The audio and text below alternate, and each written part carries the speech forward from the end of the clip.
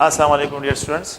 Next lecture जो है ये गैसेस चैप्टर को स्टार्ट करते हैं। गैसेस चैप्टर पे है और गैसेस क्या होते हैं तो स्टेट ऑफ द मैटर जो है कि जिसमें आप लोगों के पास जो है हम डेफिनेट जो है डिस्क्राइब करते हैं हैविंग इनडेफिनिट शेप हो, इनडेफिनिट शेप।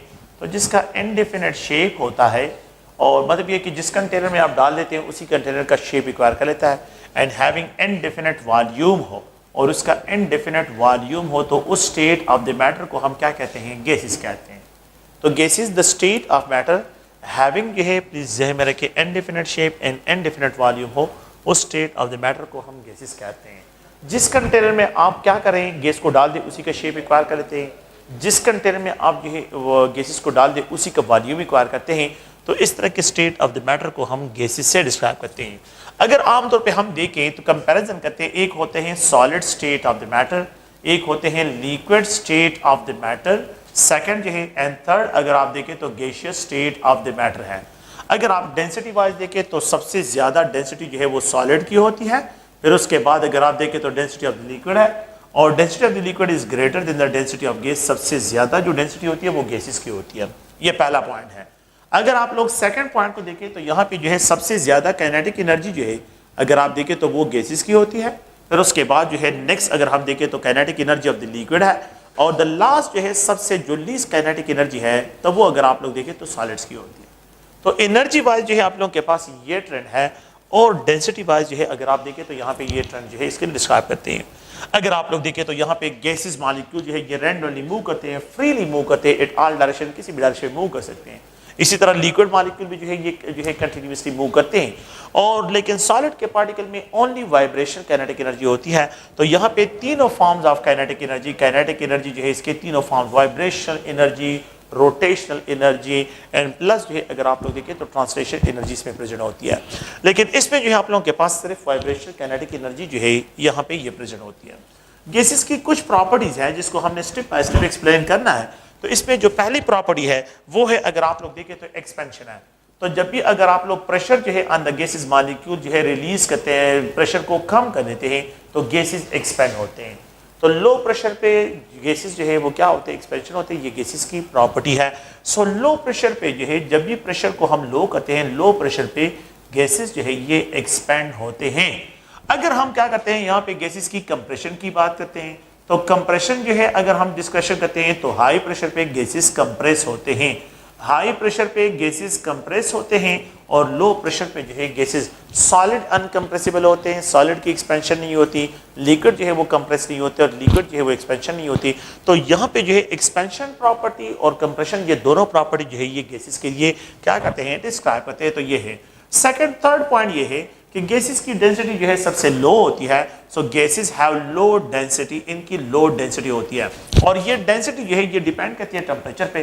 जितना टेम्परेचर लो होगा और प्रेशर ज्यादा होगा, टेम्परेचर लो होगा इसका मतलब है लो और प्रेशर जो है ये हाई हो तो गैसेस की डेंसिटी इंक्रीज होती है। तो गैसेस मोर डेंसर हो जाते हैं। तो the density of the gases is directly proportional to the pressure and inversely proportional to temperature. Temperature के साथ इसका इनवर्स रिलेशन है। अगर आप लोग देखें द फोर्थ वन ये है कि गैसेस में जो है स्पेसेस ज्यादा होते हैं तो दैट्स व्हाई यहाँ पे डिफ्यूजन होता है। तो गैसेस की एक अनदर प्रॉपर्टी जिसको हम डिफ्यूजन कहते हैं, तो डिफ्यूजन और इफ्यूजन जो है ये गैसेस में होता है। तो यहाँ पे जो है गैसेस में डिफ्यूजन क्योंकि मोर स्पेसेस की वजह से, मोर वैकेंट स्पेसेस की वजह से गैसेस मॉलिक्यूल क्या होते हैं? वो डिफ्यूज होते हैं, उनमें डिफ्यूजन होता है।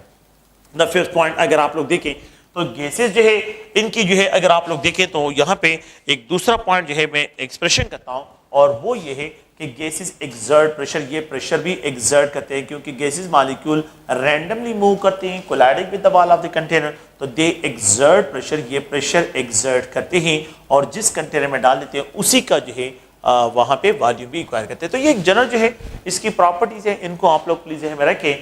एक अनदर जो है यहाँ पे हम प्रॉपर्टी है, एक है काइनेटिक मॉलिक्यूलर थ्योरी। तो काइनेटिक मॉलिक्यूलर थ्योरी के जो पोस्टुलेट्स हैं तो ये नेक्स्ट टॉपिक में आ रहे हैं, मैं वहां पे इसको एक्सप्लेन करूंगा। काइनेटिक मॉलिक्यूलर थ्योरी जो है, kinetic molecular theory for the gases. तो अगर आप लोग देखें तो ये आइडियल और नॉन आइडियल गैसेस, आइडियल और नॉन आइडियल गैसेस का जो टॉपिक होगा उस पे जो है हमने इसको क्या करना है? डिस्क्राइब करना है। आइडियल और नॉन आइडियल जो है उनको हमने जो है यहाँ पे डिस्क्राइब करना है। तो अगर आप लोग देखें काइनेटिक मॉलिक्यूलर थ्योरी में हमने जो इसके जो पोस्टुलेट्स हैं, तो gases are composed of small tiny particles and these tiny particles are called molecules. So how we have to determine the external pressure? तो ये जो है the concept was introduced by टार्सीरी ने जो है इस कंसेप्ट को इंट्रोड्यूस किया था और उन्होंने जो है प्रेशर एक्सटर्नल प्रेशर के मेजरमेंट के लिए उन्होंने एक जनरल एक्सपेरिमेंट जो है ये परफॉर्म किया था और ये एक्सपेरिमेंट इसमें जो है उन्होंने मरकरी, सो यहाँ पे मरकरी को यहाँ पे एक ट्रे है और इस ट्रे में जो है मरकरी लिक्विड मरकरी, तो यहाँ पे लेते हैं और इसमें एक लॉन्ग ट्यूब बैरोमीटर जो है, एक लॉन्ग ट्यूब जो है जो कि 100 सेंटीमीटर लॉन्ग ट्यूब है, that is also equivalent to 1000 millimetre के बराबर है, 1000 मिलीमीटर। तो ये गिरा देखें तो यहाँ पे 1000 इट इज ग्रेजुएटेड, ये ग्रेजुएटेड सिलेंडर है, ग्रेजुएटेड ट्यूब है, ग्रेजुएटेड सिलेंडर, और ये 100 सेंटीमीटर मीन्स 1000 जो है mm ऑफ जो है मिलीमीटर के बराबर इसका हाइट है। तो इसको जो है फिल करते हैं मरकरी से, लिक्विड मरकरी से, और इसको इन्वर्टेड करते हैं। तो यहाँ पे जो है ये मरकरी जो है under force of the gravity जो है इससे निकल रहा है और यहाँ पे अगर आप देखें तो ये जो है इस ट्रे में आता है। जैसे ही 60 mm ऑफ मरकरी पे जो है हाइट पे आ जाता है तो ये कॉलम जो है स्टॉप हो जाए, there is no further fall, यहाँ पे जो है कोई फॉल ऑब्जर्व नहीं होता है।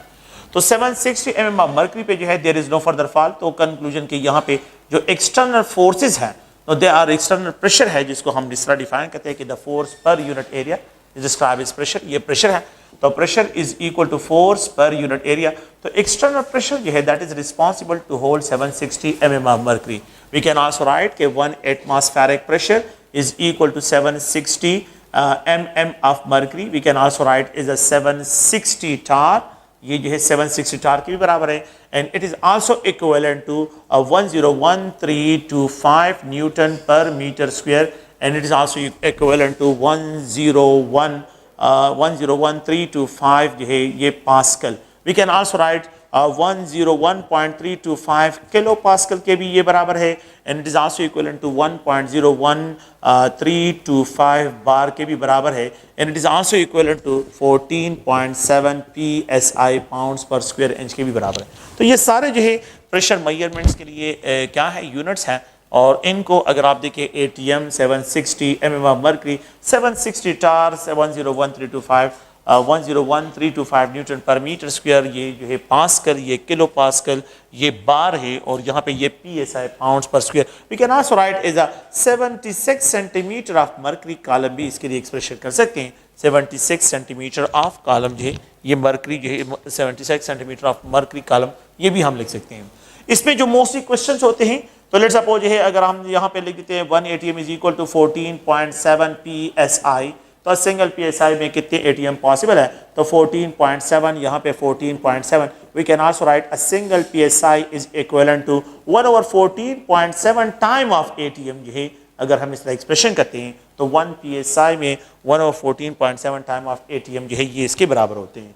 इसी तरह जो है अगर आप लोग देखें तो यहाँ पे जो है 760 टार इज इक्विवेलेंट टू 14.7 PSI। तो अगर हम PSI में कि 1 PSI में कितने टार्स होंगे, we can just only write it इस तरह के, अ सिंगल PSI में that will be equal to 760 torr divide by 14.7 जो है इस पे डिवाइड करें, you will get 1 PSI will be equivalent to इतने टार के बराबर होगा, यहाँ पे इतने ATM के बराबर होगा। आप जो है इसको किलो पास्कल में भी कन्वर्ट कर सकते हैं, आप इससे बार भी कैलकुलेट कर सकते हैं। तो ये इसके लिए यूनिट फैक्टर्स है, इंटर कन्वर्जन यूनिट फैक्टर्स हैं, और इनको आप लोगों ने यूज करना है।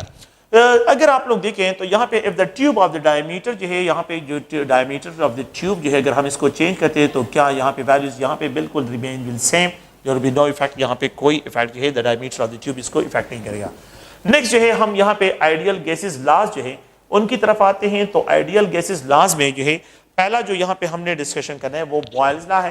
तो बॉयल्स लॉ में हमने 4 जो है टोटल जो है यहाँ पे 4 हम डिस्क्राइब करते हैं कि 4 जो है volume, pressure, number of mole और टेम्परेचर जो है इनकी जो है डिस्क्रिप्शन करते हैं। तो यहाँ पे अगर आप देखिए वॉल्यूम है, नंबर ऑफ मोल है, टेम्परेचर है और प्रेशर है, इन 4 वेरिएबल मतलब ये कि 4 वॉल्यूम को नंबर ऑफ मोल के साथ, वॉल्यूम को टेम्परेचर के साथ, वॉल्यूम को प्रेशर के साथ जो है हमने रिलेट करना है।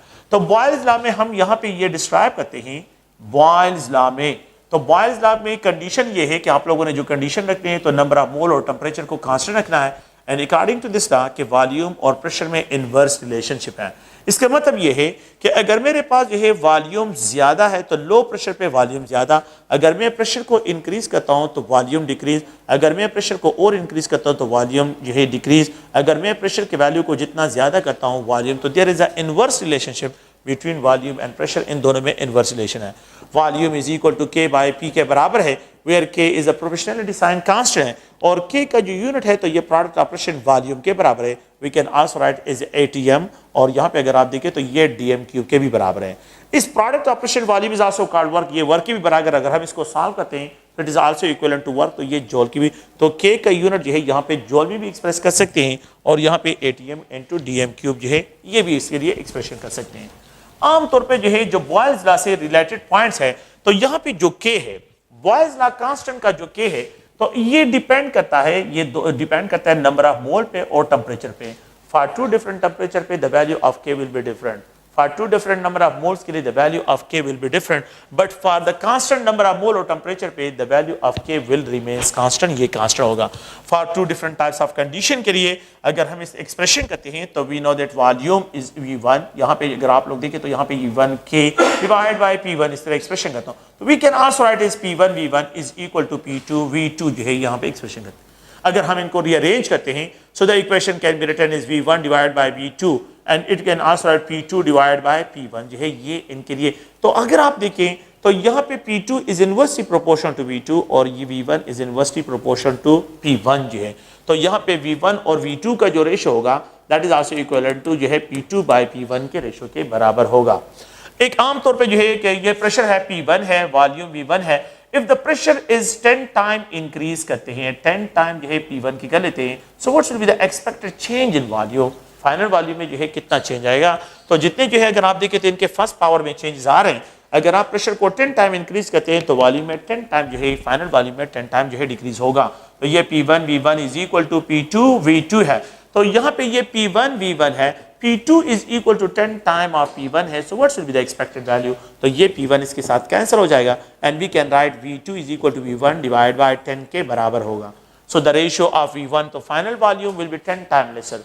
If we have to increase 10 time जो है यहाँ पे मैं प्रेशर इंक्रीज करता हूँ तो द फाइनल वॉल्यूम जो है ये 10 टाइम डिक्रीज की तरफ चला जाएगा।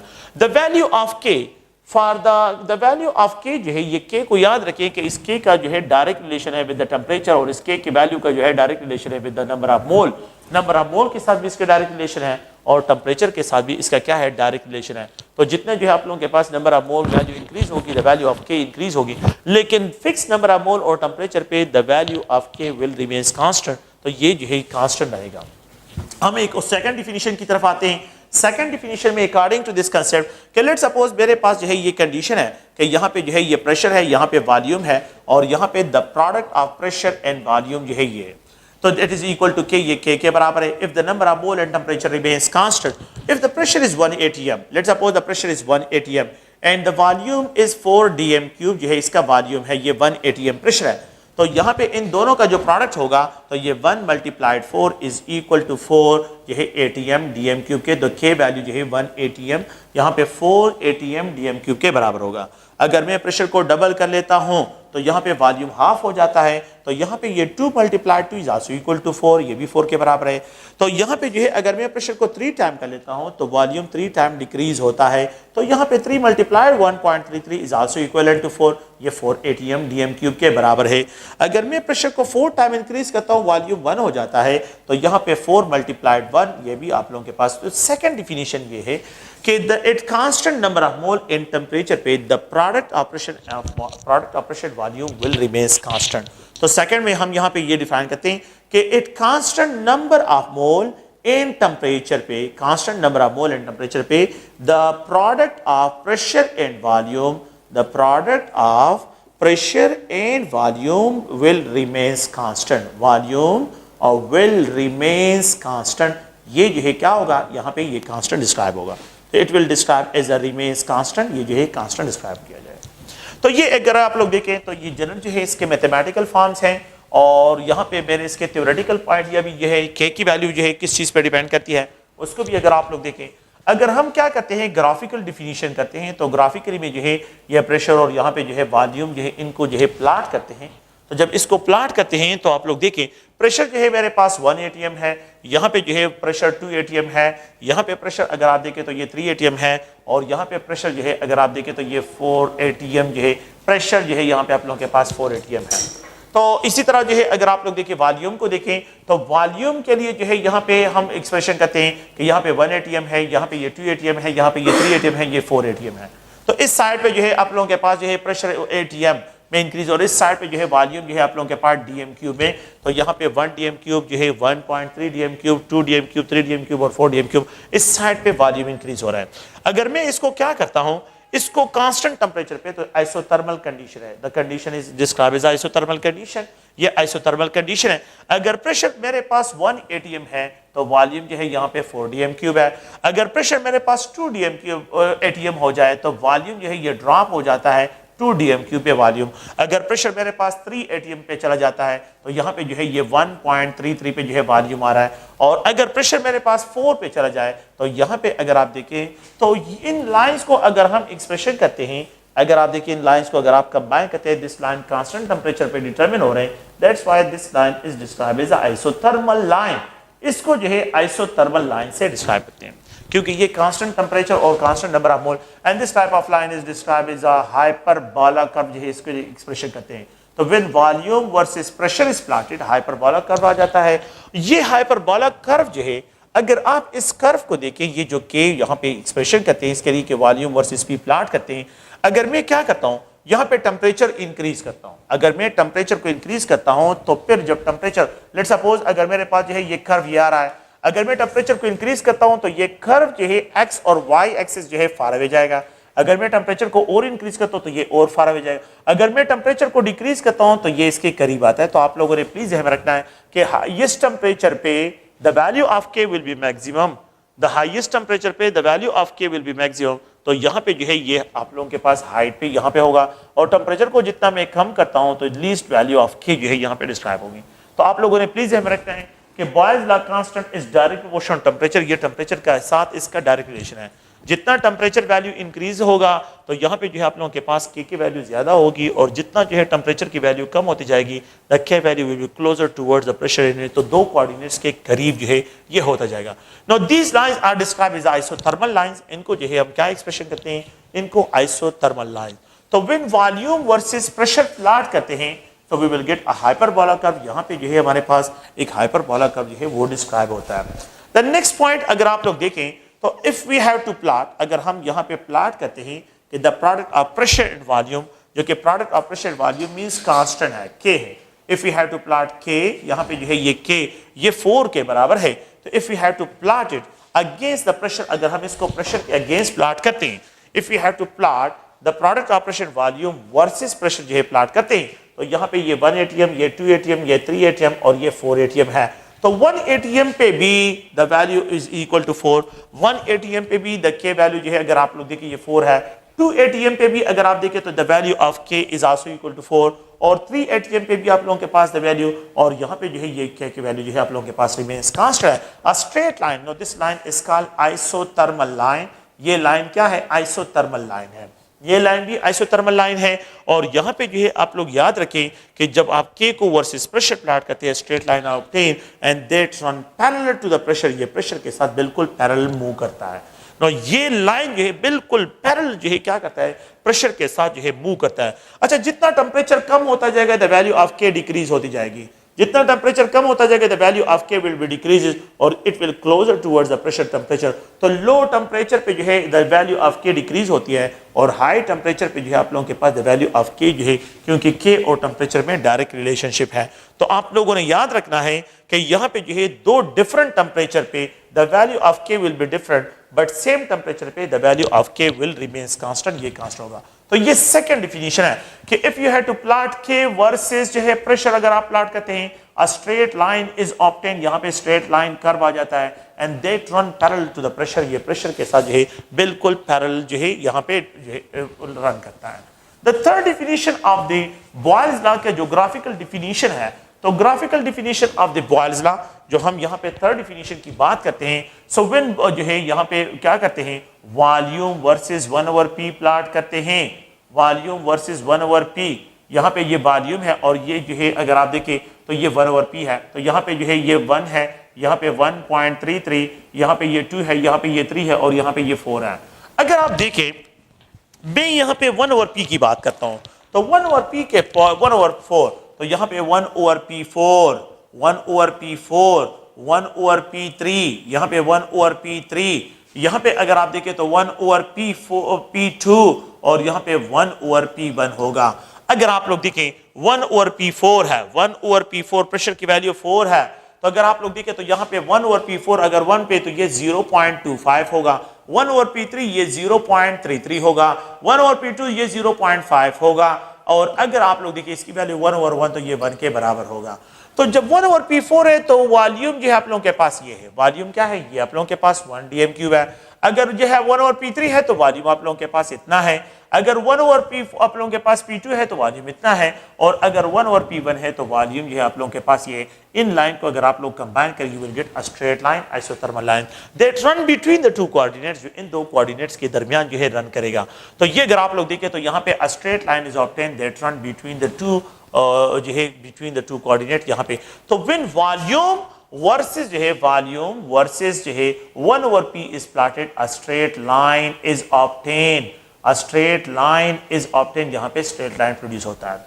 तो when volume versus 1/p is plotted, a straight line is obtained, when k versus p is plotted तो यहाँ पे स्ट्रेट लाइन। लेकिन व्हेन वॉल्यूम और प्रेशर इज प्लॉटेड डायरेक्टली तो फिर वहां पे अगर आप लोग देखें तो वहां पे हाइपरबोला कर्व आ जाता है।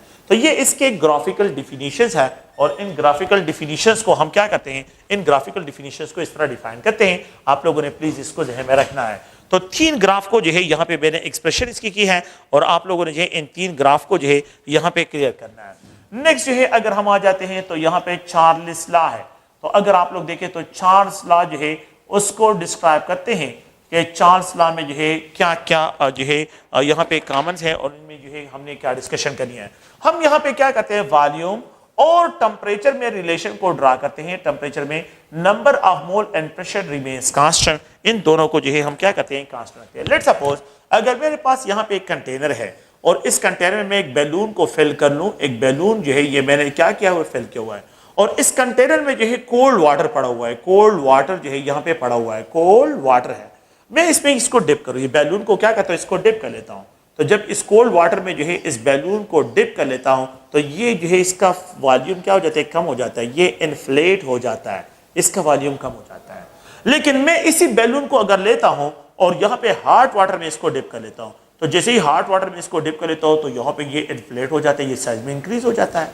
तो हॉट वाटर में ये बैलून इन्फ्लेट हो जाता है, यहाँ पे ये स्क्वीज हो जाता है। कोल्ड वाटर का टेम्परेचर कम है तो इसका वॉल्यूम भी कम है, हॉट वाटर का टेम्परेचर ज्यादा होता है तो इसका वॉल्यूम भी। तो अकॉर्डिंग टू दिस लॉ कि वॉल्यूम और टेम्परेचर में डायरेक्ट रिलेशन है if the number of mole and pressure remains constant. अगर वॉल्यूम और प्रेशर को जो है, अगर वॉल्यूम और टेम्परेचर में डायरेक्ट रिलेशन है if the number of mole and pressure remains constant, volume is equal to kT, और यहाँ पे number of mole and pressure जो है यहाँ पे k is a proportionality sign constant.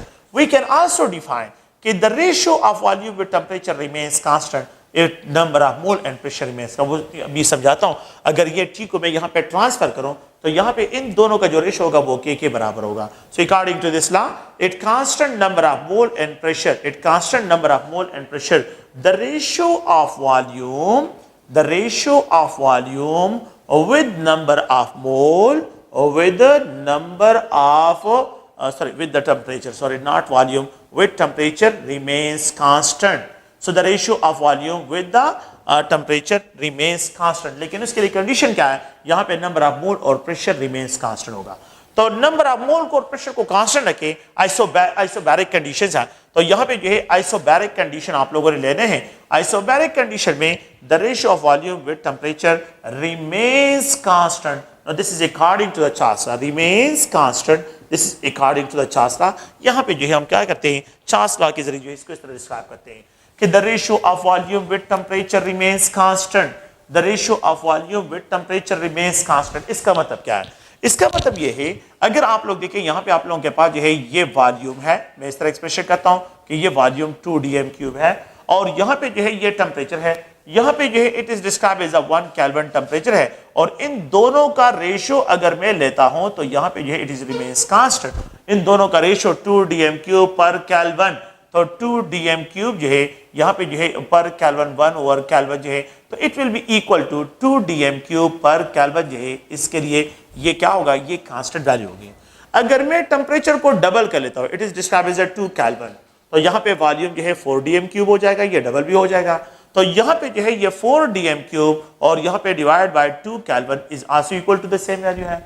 अगर आप लोग देखें यहाँ पे जो है इस वॉल्यूम को, टेम्परेचर को मैं 3K कर लेता हूँ, टेम्परेचर को 3 टाइम इंक्रीज कर लेता हूँ, तो यहाँ पे जो है अगर आप देखें तो ये 6 dm³ वॉल्यूम होगा, 6 dm³ divide by 3K is also equal to 2 dm³ पर केल्विन जो है इसकी वैल्यू डिस्क्राइब होगी।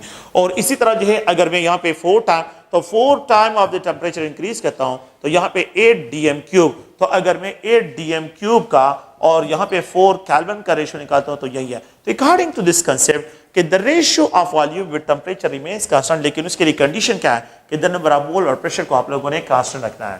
सो if the number of mole and pressure remains constant then the ratio of volume with temperature will also remains constant, ये भी जो है क्या होंगे, ये कांस्टेंट डिस्क्राइब होंगे। तो इनको हमने क्या डिस्क्राइब करना है, यहाँ पे कांस्टेंट जो है इनके लिए वैल्यू होगी, लेकिन इसके लिए कंडीशन क्या है, यहाँ पे नंबर ऑफ मोल। याद रखिए कि यहाँ पे the value of K for the Charles law is inversely proportional to the value of pressure, pressure के साथ इसका इनवर्स रिलेशन है, और the value of K is direct proportional to the number of mole। मतलब क्या है कि दो डिफरेंट प्रेशर पे the value of K will be different, और दो डिफरेंट नंबर ऑफ मोल पे the value of K will be different, और अगर सेम नंबर ऑफ मोल और सेम प्रेशर हो then the value of K will remains constant। ये आप लोगों के पास क्या होगा, ये कांस्टेंट डिस्क्राइब होगा।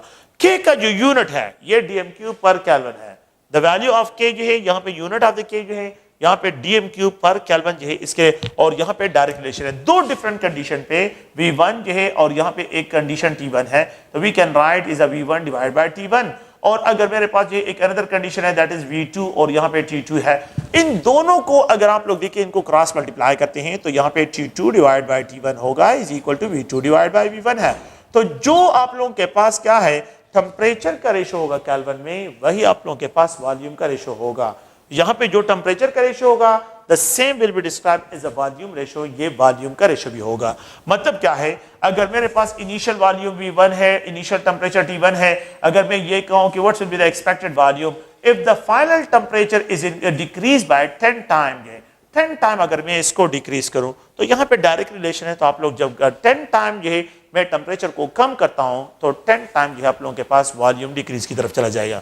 तो अगर आप इस इक्वेशन को देखें तो यहाँ पे V1 divide by T1 is equal to V2 divide by T2 है, तो इसको अगर आप देखें तो V1 यहाँ पे divide by T1 is equal to V2 divide by जो है इसको T1 बाय 10 से एक्सप्रेशन करता हूं, तो ये T1 इसके साथ कैंसिल हो जाएगा, यहाँ पे 10 यहाँ पे ये 10 होगा, तो वी कैन राइट कि V1 will be equal to 10 time of V2। तो मैंने तो V2 को फाइनल वॉल्यूम को फाइंड करना है, तो ये 10 टाइम लेसर हो जाएगा, तो V2 will be equal to 10 time lesser of the V1 के इनिशियल वॉल्यूम के 10 टाइम जो है डिक्रीज की तरफ चला जाएगा। तो ये अगर आप लोग देखिए, अगर आप 10 टाइम टेम्परेचर को इंक्रीज करते हैं तो 10 टाइम वॉल्यूम इंक्रीज की तरफ जाएगा, अगर आप 10 टाइम टेम्परेचर को कम करते हैं तो यहाँ पे 10 टाइम जो है आप लोगों के पास वॉल्यूम डिक्रीज की तरफ जाएगा। तो ये अगर आप लोग देखिए चार्ल्स लॉ के लिए एक जनरल जो है मैथमेटिकल एक्सप्रेशन है। अगर हम इसको ग्राफिकल एक्सप्रेशन करते हैं तो ग्राफिकल एक्सप्रेशन में जो है यहाँ पे अगर आप लोग देखें तो यहाँ पे एक साइड पे टेम्परेचर है और दूसरी साइड पे वॉल्यूम है, तो यहाँ पे डायरेक्ट रिलेशन है। तो मेरे ख्याल में जो है यहाँ पे कोई कंफ्यूजन नहीं होना चाहिए कि अगर आपके पास यहाँ पे 1K टेम्परेचर है, यहाँ पे 2K टेम्परेचर है, यहाँ पे 3K टेम्परेचर है और यहाँ पे 4K टेम्परेचर है, तो यहाँ पे जो है 2 dm³ है, 2 dm³ है, यहाँ पे जो है अगर आप देखें 4 है, यहाँ पे 6 है और यहाँ पे 8 है, तो इन दोनों में डायरेक्ट रिलेशन है। 1K पे वॉल्यूम इतना है, 2K पे वॉल्यूम इतना है, 3K पे वॉल्यूम इतना है और 4K पे वॉल्यूम आप लोगों के पास, तो ये बिल्कुल स्ट्रेट लाइन आएगा। And this line is described as isobaric line. इसको हम क्या कहते हैं, आइसोबैरिक लाइन कहते हैं, क्योंकि it is determined at constant जो है प्रेशर पे इसको डिटरमिन करते हैं। That's why this line is known as isobaric line, ये आइसोबैरिक लाइन होगा। तो यहाँ पे व्हेन वॉल्यूम और टेम्परेचर का रिलेशन ड्रा करते हैं तो you will get a straight line. यहाँ पे स्ट्रेट लाइन ग्राफ जो है ये डिस्क्राइब होगा, स्ट्रेट लाइन ग्राफ जो है यहाँ पे हम क्या करते हैं, डिस्क्राइब करते हैं इसके लिए। तो with volume versus temperature is plotted. अगर हम क्या करते हैं, एक दूसरा ग्राफिकल डिफिनीशन अगर मैं यहाँ पे एक्सप्रेशन करता हूँ वो ग्राफिकल जो है डिफिनीशन क्या है?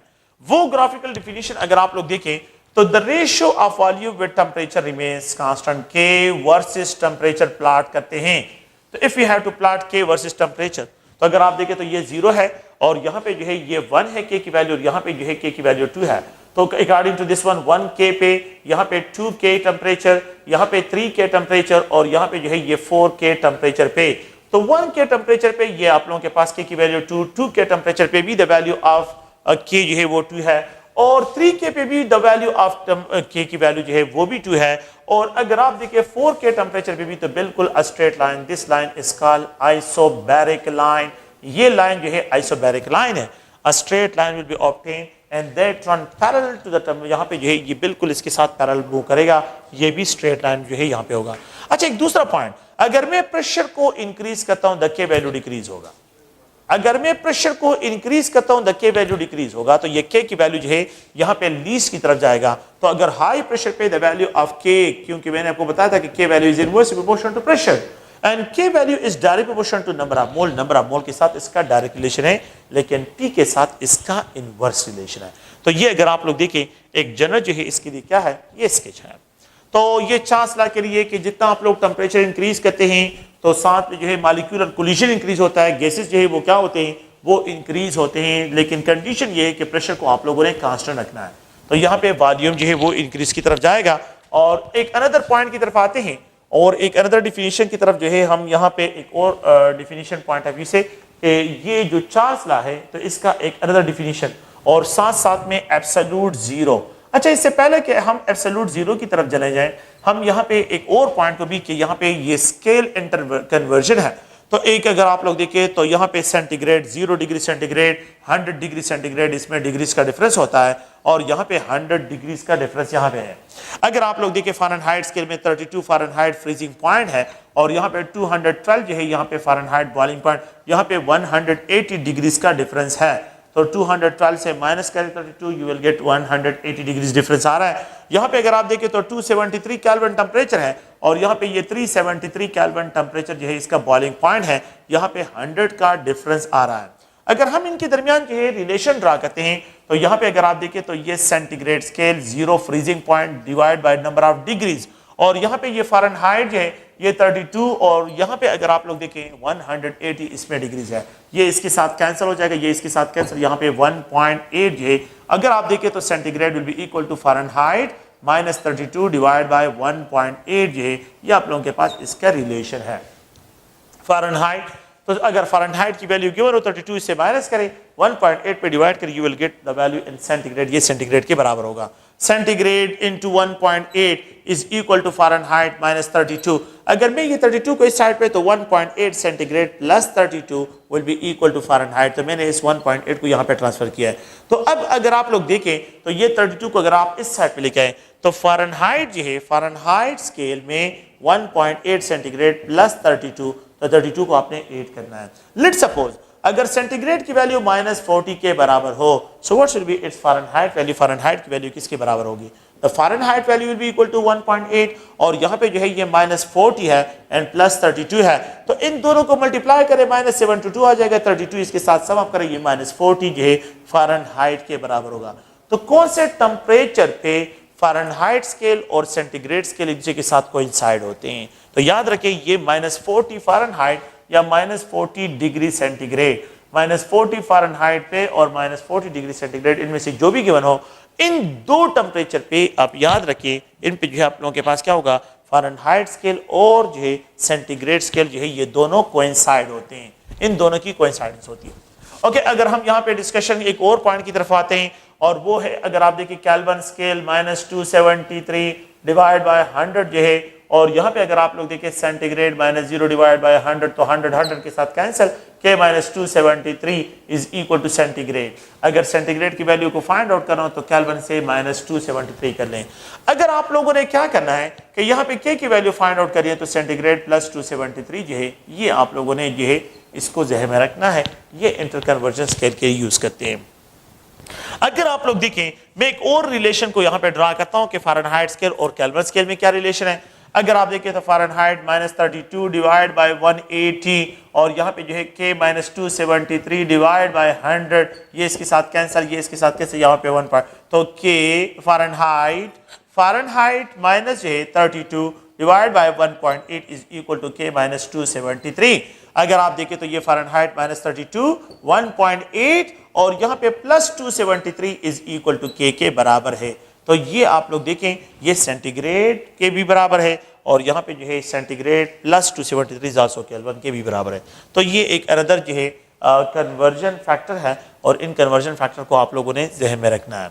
तो ये डिफरेंट टाइप्स ऑफ स्केल में how you have to convert different types of values को जो है इनकी इंटर कन्वर्जन किस तरह करनी होती है, तो ये आप लोगों ने जो है यहाँ से क्लियर करना है। ठीक है, नेक्स्ट है हम जब आते हैं तो एक और टॉपिक की तरफ आते हैं, that is known as absolute zero. कि एब्सोल्यूट जीरो क्या है, तो ये एक जनरल जो है इसके लिए एम्पेरिकल इक्वेशन लेते हैं और इस एम्पेरिकल इक्वेशन को अगर आप देखें तो Vt is equal to V0 into T by 273 multiplied 273 जो है यहाँ पे ये एडजस्टमेंट फैक्टर, तो यहाँ पे जो है ये इसके लिए एडजस्टमेंट फैक्टर, ये जो है अगर आप देखें तो it is describe in centigrade, ये सेंटीग्रेड में इसको डिफाइन करते हैं। तो यहाँ पे एक अनदर जो है डिफिनीशन है और उस डिफिनीशन की तरफ हमने आना है, उसको जो है डिस्कशन इस पे करनी है। तो this V0 is considered to be 273 ml, ये भी 273 ml से यहाँ से लेते हैं, ये भी 273, ये सारे 273। अगर आप देखें तो यहाँ पे ये Kelvin scale is equal to centigrade plus 273, तो ये 273 को यहाँ से सिलेक्शन इसकी की गई है। अगर ये 200 होता तो फिर यहाँ पे 200 मल्टीप्लाइड जो है 200 मल्टीप्लाइड होता, 200 पे डिवाइड होता और ये 200 ml हम यहाँ पे स्टार्ट लेते in order to find the absolute zero. अगर यहाँ पे आप लोगों के पास 100 जो है इसके साथ होता तो सेंटीग्रेड प्लस 100 होता। अगर लेट्स सपोज कर रहा हूं कि सेंटीग्रेड प्लस 100 होता तो फिर 100 ml डिवाइड बाय 100 और यहाँ पे ये भी 100 ml के बराबर, तो ये 273 इसके साथ सम अप हो रहा है। तो उस 273 जो है इसको एज अ एडजस्टमेंट फैक्टर जो है यहाँ पे डिस्क्राइब करते हैं। तो Vt is equal to 273 ml और यहाँ पे ये T divide by 273 into 273 ml जो है। अगर आप देखें तो ये Vt इज इक्वल टू 273, इससे मैं कॉमन लेता हूं, अगर ये 273 ml से कॉमन लेता हूं तो ये 1 प्लस T डिवाइड बाय 273 के बराबर हो जाएगा। 1 प्लस T बाय 273 के जो है ये क्या हो जाएगा, ये इसके बराबर होगा। ये सेंटीग्रेड स्केल में है, ये क्या है, ये सेंटीग्रेड स्केल में जो है यहाँ पे आप लोगों के पास जो है ये वैल्यू है, जो ये टेम्परेचर जो है ये सेंटीग्रेड में है, नॉट केल्विन स्केल में। तो हम यहाँ पे क्या कहते हैं कि let's suppose temperature 0 degree centigrade हो। अगर ये टेम्परेचर 0 डिग्री सेंटीग्रेड हो तो Vt at 0 degree centigrade 273 ml, यहाँ पे 0 डिवाइड बाय 273 मल्टीप्लाइड 273 ml, तो ये फैक्टर मुकम्मल 0 हो जाएगा। It will be equal to 273 ml जो है आपके पास होगा। ये जो है 0 डिग्री सेंटीग्रेड पे। अगर टेम्परेचर को मैं जो है क्या करता हूँ 1 डिग्री राइज कर देता हूँ, single degree rise of temperature, तो यहाँ पे Vt क्या होगा, ये 273 ml और यहाँ पे जो है अगर आप देखें तो 1 डिग्री मल्टीप्लाइड 273 ml और यहाँ पे 273 जो है इस पे डिवाइड करते हैं तो it will be equal to, अगर आप देखें तो 273 ml एंड प्लस 1 होगा, तो यहाँ पे जो ये 1 होगा तो it will be equal to 274 ml के 1 degree rise of temperature 1 ml increase in volume, 1 degree rise of temperature 1 ml increase in volume होगा। अगर टेम्परेचर को मैं 10 डिग्री राइज कर लेता हूं, अगर मैं टेम्परेचर को 10 डिग्री राइज करता हूं तो 273 ml और यहाँ पे जो है 10 इसके साथ ऐड होगा तो यहाँ पे ये 283 ml हो जाएगा। 10 degree rise of temperature 10 ml increase in volume. Temperature को अगर मैं 100 डिग्री सेंटीग्रेड कर लूं तो यहाँ पे जो है ये 273 ml होगा और इसके साथ 100 एज हो जाएगा। यहाँ पे जो है ये 200 जो है सॉरी यहाँ पे जो है ये 373 ml वॉल्यूम हो जाएगा। अगर टेम्परेचर को मैं क्या कर लेता हूँ 200 डिग्री राइज कर लेता हूँ तो यहाँ पे जो है ये 273 ml एंड प्लस 200 जो है यहाँ पे इसके साथ ऐड हो जाएगा and it will be equal to 473 ml। तो 200 degree rise of temperature 200 ml increase in volume जो है ये ऑब्जर्व होगा।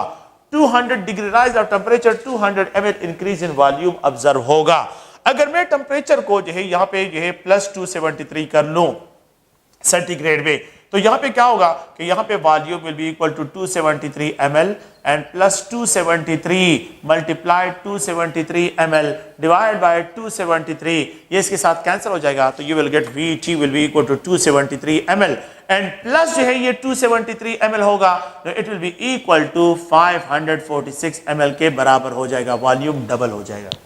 तो 0 डिग्री सेंटीग्रेड पे वॉल्यूम इसके बराबर है, वॉल्यूम इसके। जब मैं टेम्परेचर को 1 डिग्री राइज करता हूं तो 1 ml इंक्रीज, 10 डिग्री राइज करता हूं तो 10 ml इंक्रीज, अगर 100 डिग्री राइज करता हूं तो 100 ml इंक्रीज, और अगर 200 डिग्री राइज करता हूं तो 200 ml इंक्रीज जो है वॉल्यूम में आ जाता है। तो यहाँ पे बुक में एक और डिफिनीशन है, और इस डिफिनीशन को कि यहाँ पे पेज नंबर जो है बुक में पेज नंबर 110 पे जो है, बुक के पेज नंबर 110 पे जो है एक अनदर डिफिनीशन है कि अगर आप लोग देखिए, it was found for many gases, it was found for many gases that for each degree rise of degree rise, 1 degree rise, 2 degree rise, 3 degree rise, कि यहाँ पे जो है ये original volume of the gas है, और यहाँ पे डिग्री राइज ऑफ टेम्परेचर है कि for each degree rise of temperature the volume of A given mass of a gas increases by each degree. जो है यहाँ पे क्या होगा, तो ये इस तरह का डिफिनीशन पॉइंट है। It was found for a number of gases for every degree rise of temperature the volume of a gas increase,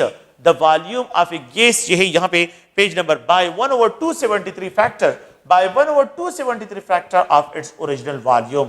according to this definition, जो आप लोगों के बुक का डिफिनीशन है, वो ये कहता है कि यहाँ पे जो है सेकंड जो पेज नंबर 110 पे है, पेज नंबर 110 पे कि for each degree rise of temperature, अगर में a single degree rise of, it was found for many gases that for each degree rise of temperature the volume of a given mass of a gas increased by 1/273 factor of its original volume, by 1/273 factor of its original volume। तो centigrade में 1/273 factor को आपने ज़हन में रखना है, centigrade में 1/273 factor को कि by 1/273 factor of its original volume, कि by 1/273 factor of its original volume. अच्छा, सेकंड डिफिनीशन इसका क्या है, इसी का अगर मैं आइडिया लेता हूं, लेट सपोज अगर मैं टेम्परेचर को फॉल करता हूं तो यहां पे ये 273 ml और यहां पे जो है T, तो अगर मैं यहां पे -1 डिग्री सेंटीग्रेड करूं तो ये -1 होगा, और यहां पे ये 273 क्या है, 273 ml डिवाइड बाय 273 होगा, ये इसके साथ, तो ये माइनस इससे होगा, तो 273 ml से -1 आ जाएगा। जब ये माइनस होगा तो यहाँ पे 272 ml जो है आप लोगों के पास वॉल्यूम हो जाएगा। अगर आप टेम्परेचर को -10 डिग्री फॉल करें तो ये 273 ml -10 जो है, तो ये 2 जो है अगर आप लोग देखें तो 63 जो है आप लोगों के पास क्या हो जाएगा, ml वॉल्यूम हो जाएगा।